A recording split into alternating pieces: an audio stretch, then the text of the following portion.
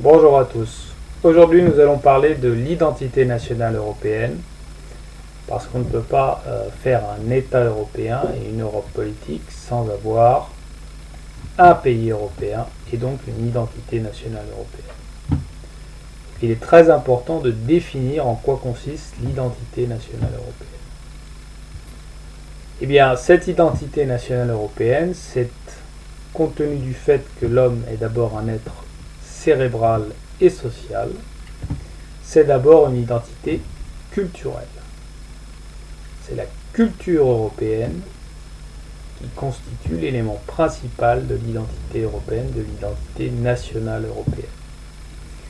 Cette culture européenne, elle est constituée par trois éléments principaux. D'une part, des sources communes qui sont majeures. Ce sont les sources grecques, romaines et germaniques. Grecques parce que le foyer de la pensée, des sciences et de la philosophie en Europe, c'est la Grèce. Puis des sources romaines parce que c'est Rome qui a décisivement influencé la vie de l'État, de l'administration, des infrastructures, de l'armée, du droit. Et enfin, ce sont des sources germaniques et une tradition germanique parce que ce sont les Germains qui ont constitué les États européens à la suite de la chute de l'Empire romain, et notamment le plus important d'entre eux, l'État franc. Donc on a trois niveaux culturels européens en ce qui concerne les sources culturelles de l'Europe, grecque, la Grèce, Rome et les Germains.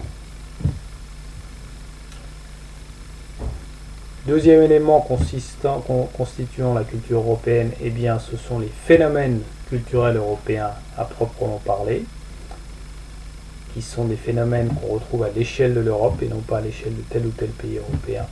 Donc le catholicisme, la réforme, la Renaissance, les Lumières, la Révolution industrielle, ce sont des phénomènes culturels majeurs qu'on retrouve à l'échelle de l'ensemble de l'Europe. Là encore, c'est la culture européenne qui est décisive et non pas la culture de tel ou tel pays européen. Et enfin, troisième élément, des influences mutuelles massives à l'intérieur de l'Europe, par exemple en philosophie, entre Kant, Hume, Locke, Voltaire, Rousseau.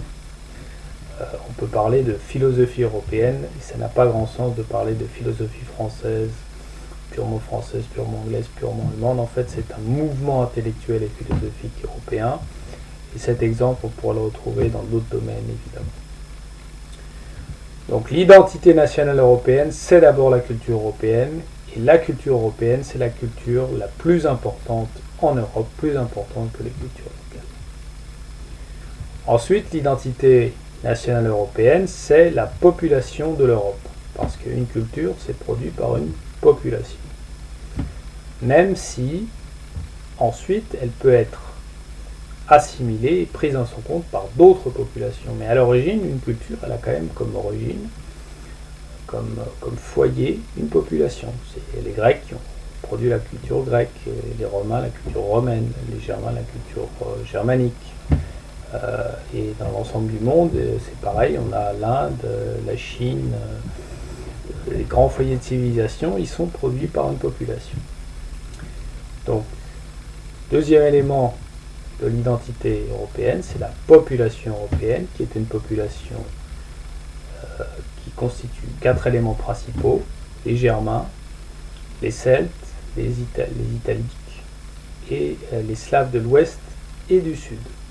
Les Slaves de l'Est s'étant mélangés en grande quantité avec des Finnois sur l'ensemble du territoire russe, avec des Turcs, et ayant subi les influences très importantes de l'Asie centrale, ils ont produit une culture spécifique qui est la culture russe, qui est une culture différente de la culture européenne. Donc deuxième élément de l'identité nationale européenne, eh bien c'est la population européenne, et à ces quatre éléments principaux, les populations, germains, italiques, celtes et slaves de l'ouest et du sud, il faut ajouter les divers groupes de population qui sont plus limités, comme les Hellènes, les Corses, les Basques, les Celtibères. On a aussi des éléments limités qui viennent d'autres régions du monde et qui se sont installés dans le monde européen, donc les Magyars pour l'Asie centrale par exemple, ou les Maltais pour le monde céltique. Et on a aussi toutes les minorités qui vivent en Europe, qui doivent rester des minorités et qui font partie de la nation européenne. Donc les minorités venues hors d'Europe. Et enfin, ça c'est le deuxième élément. Troisième élément important, constituant l'identité nationale européenne, c'est le territoire européen.